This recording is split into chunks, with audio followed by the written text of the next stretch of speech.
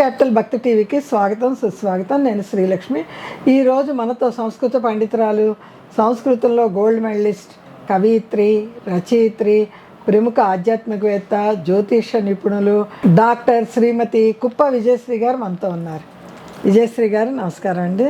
నమస్కారం శ్రీలక్ష్మి గారు. విజయశ్రీ గారు మూక కవి రచించిన మూక పంచసతిలో అద్భుతమైన శ్లోక వివరణ అద్భుతంగా చెప్తున్నారు. అతి తేలిక, అతి సుందరంగా, అతి లావణ్యంగా ఉంటున్నాయి. అంటే మూక పంచసతి అంటే ఆ శ్లోకాలు అవన్నీ మనకి కొంచెం మీకు కాదు, మా బోటి వాళ్ళకి పరిచయం తక్కువ. మీరంటే సంస్కృత పండితులు, మీకు అన్నీ తెలుసు. మాకు కొంచెం లలిత సహస్రనామం బాగా తెలుసు. తర్వాత సౌందర్య లహరి కూడా బాగా తెలుస్తుంది. మీ పుణ్యం అంటే మూక పంచసతి కూడా వివరం తెలుసు. అంటే మూక పంచసతికి ఇప్పుడు బాగా వ్యాఖ్యానాలు, ప్రవచనకర్తలు కూడా అందరూ చెప్పడం అది. కానీ చాలా రోజులు కొంచెం మూక కవిని అంటే అంతగా వెలుగులోకి తీసుకురాలేదు. సౌందర్య లహరి, లలితా సహస్రం వచ్చినంత ఇదిగా ఇది రాలేదు. సౌందర్య లహరి కూడా గత 5 ఏళ్ళ నుంచి వచ్చిందండి ఎక్కువగా. అంతకు ముందు ఉంది కానీ ప్రతి ఒక్కళ్ళకి తెలిసింది కరోనా టైం నుంచే బాగా అంటే ఇళ్లల్లో కూర్చున్న తర్వాత ఏం చేస్తే ఈ కష్ట కాలాన్ని దాటుతామని ఆలోచించి సౌందర్య లహరి చదివితే కరోనా మన దగ్గరికి రాదు అనేటువంటి నమ్మకంతో కూడా అప్పుడు అందరూ చదివారు. అవునండి, బాగా ప్రచారంలోకి వచ్చింది అప్పుడు. మూక కవి రచించిన మూక పంచసతి మీరు అతి సులువుగా, అందులో అందమైన వ్యాఖ్యానంతో మాకు అతి సులువుగా చెప్తున్నారు కాబట్టి చాలా చాలా సంతోషంగా ఉందండి. ఎప్పుడెప్పుడు అన్ని నామాలు వినాలా అన్నంత కోరికగా ఉంది. ఈరోజు ఏ నామం, ఏ శ్లోకం? అమ్మవారి గురించి మనం ఎంత చెప్పుకున్నా తనివి తీరిన శ్లోకాలే ఉన్నాయండి. అంతే కదా. ఏంటో మనం 19వ శ్లోకం చెప్పుకుందాం. ఆయన కళ్ళతో చూసి వ్రాసినవి. ఆయన కళ్ళతో చూసి రాశాడు కనుక ప్రతిసారి ఆయన కంటికి ఆవిడ ఎలా కనిపించిందో చెప్తున్నారు. ఆయన కళ్ళతో ఇప్పుడు మనం చూడాలి. మూక కవి కళ్ళల్లో మన కళ్ళు పెట్టి చూడాలి ఇప్పుడు. కరెక్ట్ అండి. అలా చెప్తున్నారు. ఇప్పుడు 19వ శ్లోకంలోనండి, నిజానికి ఆయన తనని తాను ఆవిష్కరించుకున్నాడా అన్నట్టుగా ఉంది ఈ శ్లోకం. లీనస్థితి ముని హృదయే. ఆయన అంతే అలాగే ఉన్నాడు కదండి. లీనమైనటువంటి ఒక ముని హృదయం ఎలా ఉంటుందో అమ్మవారితో లీనమైపోయి అలాగే రాశాడు కదా ఆయన. సో మొదటి వాక్యం అదే పెట్టాడు. లీనస్థితి ముని హృదయే ధ్యానస్థిమితం తపస్య ఉపకంపం. తపస్య ఉపకంపం అంటే ఈ కంపా నదీ తీరాన దగ్గరలో ఉండి ఆవిడ తపస్సు చేసిందిగా.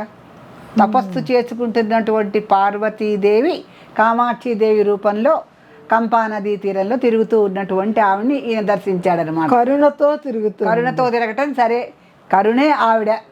కరుణతో తిరుగుతున్నటువంటి ఆ కామాక్షి దేవిని కంపా నదీ తీరంలో ఈయన చూశాడు. ఆవిడ ఎలా ఉందంటే లీనస్థితి ముని హృదయే ధ్యానస్థిమితం తపస్య ఉపకంపం. ఇది కాక పీనస్తన భరమీడే మీనధ్వజ తంత్ర పరమ తాత్పర్యం. ఈ 4వ వాక్యం చాలా గొప్పదండి. మీనధ్వజ తంత్ర పరమ తాత్పర్యం అంటే చాపయే ధనుస్సు యొక్క సంకేతంగా కలవాడు మన్మధుడు. మీనధ్వజుడు అని ఆయనకు పేరు. మీనధ్వజ తంత్ర పరమ తాత్పర్యం అంటే ఇది చాలా గూఢార్థం ఉన్నటువంటి వాక్యం. ఇది చెప్పుకుందాం మనం. ముందు అసలుకి ఏమిటంటే అమ్మవారిని మూక కవి ఎలా చూశాడంటే ఆ కామాక్షి దేవిని ఒక్కొక్కసారి ఆయనకు ఒక్కొక్క రకంగా అద్భుతంగా కనిపిస్తోంది ఆవిడ. లీనస్థితి ముని హృదయే అంటే ఇక్కడ ముని హృదయంలో అంటే ముని తన యొక్క ధ్యాన హృదయంలో లీనమైపోయాడు. ఆయన ధ్యానమూర్తి ఎవరు? కంచి కామాక్షి దేవి. ఇప్పుడు అమ్మవారిని అలా చూస్తూ ఆ మూక కవి ఒక ధ్యాన స్థితికి వెళ్ళిపోయాడు. ఆ కంచి కామాక్షి దేవి యొక్క రూపంలో లీనమైపోయాడు. ఈయన తన్మయం చెందాడు.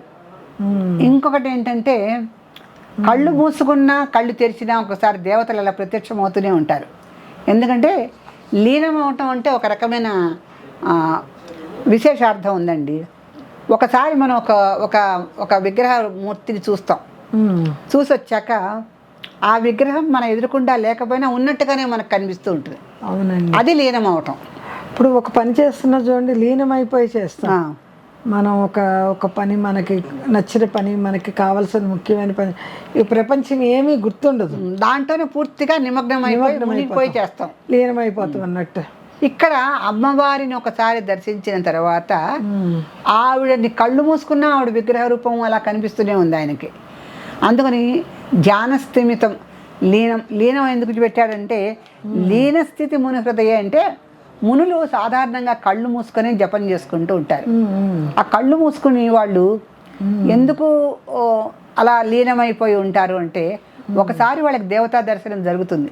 ఆ దేవతా దర్శనాన్నే కళ్ళుల్లో మళ్ళీ నింపుకొని లీనమైపోయి వాళ్ళలా ముని హృదయంతో, మునిస్తూ హృదయం అంటే మౌన హృదయం, మౌనంగా ఉండేవాడే ముని. ముని అంటే మౌనంగా ఉండేవాడని. మౌన హృదయంలో అమ్మవారిని లీనం చేసుకొని ఉన్నటువంటి ఒకానొక పరమ అవధి స్థితిలో ఉన్నటువంటి కంచి కామాక్షిదేవిని ఈయన కంపానదీ తీరంలో తిరుగుతుంటే చూశానని చెప్తున్నాడు. ఇది కాక మీనధ్వజ తంత్ర పరమ తాత్పర్యం. ఒక మీనధ్వజం ఉంది, పరమ తంత్ర అంటున్నాడు.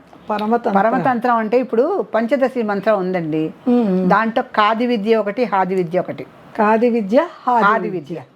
కాది విద్యని మన్మధుడు ఉపాసించాడు.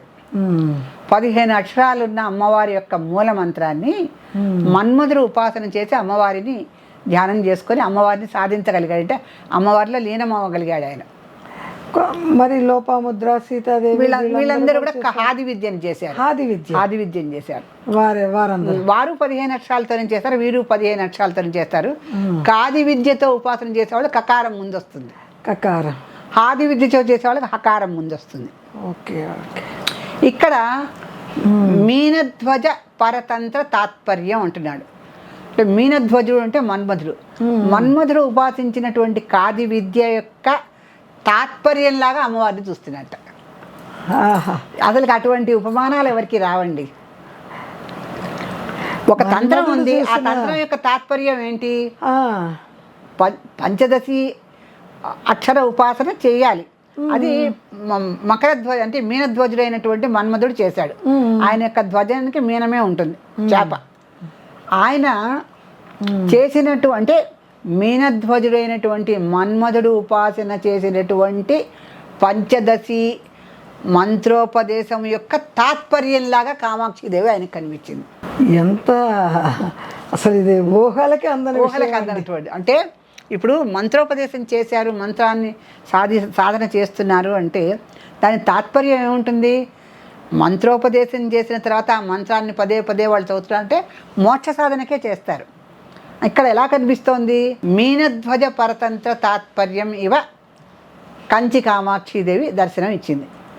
అంటే కంచి కామాక్షి ఎలా కనిపిస్తుంది అంటే ఒక చేపయే ధ్వజానికి సంకేతంగా కల, అంటే చేప ఆకారం అంటే ఒక్కొక్క ధ్వజానికి ఒక్కొక్క సంకేతం ఉంటుంది కదా. ఆ చేప ఇతనికి ధ్వజానికి, కొందరికి మొసలి ఉంటుంది, కొంతమంది ఇప్పుడు మన అర్జునుడి రథానికి హనుమంతుడు ఉంటాడు. ఇతను మీనం పెట్టుకున్నాడు మన్మధుడు. ఎందుకంటే మన్మధుడు అంటే మన మనసుని హరించేవాడు కనుక ఆ చేప కూడా ఎప్పుడు చంచలమేగా, అందుకని చేపను పెట్టుకున్నాడు. ఆ మీనధ్వజుడు అయినటువంటి మన్మధుడు ఉపాసన చేసినటువంటి పంచదశి మంత్రం యొక్క తాత్పర్యంలాగా కంచి కామాక్షిదేవి కంపానదీ తీరంలో తిరుగుతూ కనిపించింది మూక కవికి. ఆయనకి ఎంతసేపు కంపానది దగ్గరే కనిపిస్తూ అన్ని రకాలుగా బాలుగా అక్కడే, తరుణిగా అక్కడే, అమ్మవారిగా అక్కడే, ఈ పరతంత్రం యొక్క తాత్పర్యంగా కూడా అక్కడే. ఎంత విశేషం! అది కూడా ఏంటి, ఎలా లీనస్థితి ముని హృదయం అంటున్నాడు. మళ్ళీ ఒక మౌనంగా ఉన్నటువంటి ముని హృదయం ఎలా అయితే అమ్మవారి రూపంతో లీనమైపోయి ఉంటుందో ధ్యాన స్థిమితం అని కూడా చెప్తున్నాడు. ఆ ధ్యానం అనేది స్థిమితంగా చేసుకొని ఉంటే ఒకసారి ఆ రూపం వెళ్ళిపోయినా కళ్ళు మూసుకుంటే మళ్ళీ అదే రూపం మన కళ్ళకు కనిపిస్తూ ఉంటుంది. ఆ రకంగా ధ్యానం చేసుకునే వాళ్ళకి ఎప్పుడూనండి వాళ్ళు మనోనేత్రంతోనే చూస్తారు అమ్మవారిని. కళ్ళు తెరిచి విగ్రహాన్ని చూడక్కల్లా, గుళ్ళో కూర్చోక్కల్లా. ఒక్కసారి వాళ్ళు ఒక విగ్రహాన్ని చూశారు అంటే, అమ్మవారి యొక్క రూపాన్ని దర్శించుకున్నారంటే మనసు ముద్రపడిపోయి ధ్యాన స్థిమితంగా అలాగే ఉంటారు. అలా లీనమైపోయి ధ్యానంలో మునిగిపోయి ఆ పరతంత్ర యొక్క తాత్పర్యం ఎలా అమ్మవారి రూపంలో తిరుగుతూ ఉందో ఆ కంపానిధిలో, అటువంటి కంచి కామాక్షి దేవిని నేను దర్శనం చేసుకున్నాను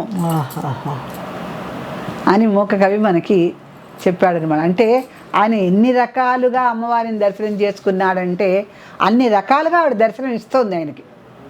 ఒకసారి ఆయనకి ఆ తాంబూలం అనేది ఆవిడ ప్రసాదంగా ఇస్తే అది తిన్న వెంటనే ఆవిడకి ఎన్ని రూపాయలు ఉన్నాయో అన్ని రూపాయల్లో ఆవిడ దర్శనం ఇస్తుంది. ఈయన చూస్తున్నాడు, ఆసుగా కవిత్వం చెప్తున్నాడు, చెప్పేస్తున్నారు. అవన్నీ ఇప్పుడు మనం చెప్పుకోగలుగుతున్నాం. ఏదో ఒక్కసారి ఆ పద్యం శ్లోకం చెప్పండి. తప్పకుండానండి. లీనస్థితి ముని హృదయే, లీనస్థితి ముని హృదయే, లీనమైపోవటం. ధ్యానస్థిమితం తపస్య ఉపకంపం. ధ్యానస్థితి ఎలా ఉంటుందో అలా ఉన్నటువంటి కంపానది తీరంలో దగ్గరలో అమ్మవారు ఎలా ఉంది? పీనస్తన భరమీడే చక్కని అవయవ సంపదతో మీనధ్వజ తంత్ర పరమ తాత్పర్యం. ఆ మన్మధుడు ఉపాసన చేసినటువంటి కాది విద్య యొక్క తాత్పర్యంలాగా అమ్మవారు ఆ కంపానదీ తీరంలో తిరుగుతూ ఇతనికి దర్శనాన్ని ఇచ్చింది. అటువంటి దేవిని నేను దర్శనం చేసుకుంటున్నాను, అటువంటి దేవిని నేను స్తుతిస్తున్నాను అని చెప్తున్నాడు. ఎంత అద్భుతమైన శ్లోకమో చూడండి. మన కళ్ళకి ఇలా కళ్ళకి కట్టి చెప్తామంటే అది మన పూర్వజన్మ సుకృతం. అంతే కదండి. అమ్మవారు ఇన్ని రకాలుగా ధ్యానంగా, లీనమైపోవటంగా, ఒక పంచదశి మంత్ర తాత్పర్యంలాగా ఇన్ని రకాలుగా కనిపించి ఈయన చేత స్తుతిని పొందుతోంది. ఇలా స్తుతి చేస్తున్నాడు ఆయన. అంటే ఇన్ని రకాలుగా స్తుతించడం అంటే ఆయన మనసులో ఎన్ని రకాల భావాలు, ఎన్ని రకాల దృశ్యాలు తిరుగుతూ ఉన్నాయో. ఒక విగ్రహాన్ని చూసిన తర్వాత తిరిగి అదే విగ్రహం మన కళ్ళకి కనిపిస్తుంటే మనలో భావాలు రకరకాలుగా వచ్చేస్తాయి. ఒకసారి చూసినప్పుడు మొదటిసారి దర్శనం వేరు, రెండోసారి అదే దర్శనం చేసుకుంటే మనకు వచ్చేటువంటి ఆ స్పందన, ఆ పులకరింత వేరు. మళ్ళీ కనిపిస్తోంది అమ్మవారు మనకి అన్నట్టుగా. కరెక్ట్ అండి. మొదటిసారి అయోమయంగా ఉంటుంది, అయోమయంగా ఉంటుంది, చూస్తే కొంచెం. అందుకే లీనము ధ్యానము రెండు రకరకాల. మీరు కరెక్ట్ మాట చెప్పారు. అయోమయంగా ఎందుకంటే మొదట లీనం అయిపోయాం అనుకోండి, అమ్మవారిని చూస్తుంటే మనం లీనం అయిపోయే అంత ఏం చూస్తున్నామో ఏమిటో తెలియదు, ఆ పరవశంలో ఉండిపోతాం. రెండోసారి ధ్యాన స్థిమితం అన్నాడు. ధ్యానం అనేసరికి కొంచెం స్థిమిత పడతాం. ఈవిడే అమ్మవారు, నేను చూశాను, నాకు దర్శనం అయింది అనేటువంటిది. దర్శనం అయిందా అని అడుగుతూ ఉంటారు మన పెద్దవాళ్ళు. అంటే అందరూ దేవుడి గుళ్ళో చూసొస్తారు దేవుణ్ణి, కానీ దర్శనం అవటం వేరు. అక్కడ దర్శనం అవటం వేరు, చూడటం వేరు. దర్శనం అయిందా అని అడుగుతారు పూర్వకాలం వాళ్ళు. ఆ దర్శనం అవటం అంటే మనకి ఆవిడని ఎలా దర్శించాలో అలా చేసి మనకు కనిపించాలి. అలా మనం ఎలా ఊహించామో అమ్మవారిని అలా మనకి దర్శనం ఇవ్వాలి ఆవిడ. అంతేగాని మామూలుగా అందరికీ కనిపించినట్టుగా మనకు కనిపిస్తే అది మామూలుగా దేవతా విగ్రహమే అవుతుంది. మనం ఒక దర్శనం ఉండాలి, మనోనేత్రంతో దర్శనం చేసుకోగలగాలి. మామూలు దర్శనం చూస్తామంటే అమ్మాయి చూస్తాం అనుకోకుండా మనోనేత్రంతో దర్శనం. అంటే మనోనేత్రం అంటే మనం విజ్ఞానంతో అజ్ఞానాన్ని వీడి విజ్ఞానంతో దర్శనం చేసుకుంటే అమ్మవారు అప్పుడు దర్శనం అయినట్టు లెక్క. అందుకే లీనము ధ్యానం అనే మాటలు రెండు చెప్పాడు. లీనస్థితి ముని హృదయ అన్నదే అందుకే. లీనస్థితి ముని హృదయ, ముని హృదయం అంతా కూడా లీనమైపోయి ఉంటుంది, పూర్తిగా దేవతా దర్శనంతో లీనమైపోయాడు. తర్వాత ధ్యాన స్థిమితం అన్నాడు కదా, అనుకంప కంపానది అన్నాడు. ఆ ధ్యానం అనేది స్థిమితంగా ఏర్పడి, ధ్యానం అంటే ప్రశాంతంగా చేసుకుంటూ ఉంటారు. ఇంకా వాళ్ళకేమి ఒక్కసారి దర్శనమైన గగురుపాటు, ఉత్సాహము, పరమానందం ఉండవు. ధ్యానం స్థిమితంగా చేసుకుంటూ ఉంటారు. ఆ ధ్యానం స్థిమితంగా చేసుకుంటున్న సమయంలో ఆవిడ పంచదశి మంత్ర తాత్పర్య రూపంలో ఆయనకు కనిపించింది. మనోనేత్రంలో అద్భుతంగా అలా కనిపించేసరికి ఆ పంచదశి మంత్ర తాత్పర్యంలో కనిపించిన అమ్మవారిని స్తుతిస్తూ ఆయన మనకి ఈ శ్లోకాన్ని రాశాడు. శ్రీమాత్రే నమః, శ్రీమాత్రే నమః. అమ్మా కామాక్షి, అమ్మా కామాక్షి, అమ్మా కామాక్షి. విజయశ్రీ గారు, ఈరోజు మన సదాశివ కుటుంబంలో లక్కీ డ్రాలో అమ్మవారు ఎవరి ఇంటికి వెళ్తుంది చూద్దామండి. అమ్మవారు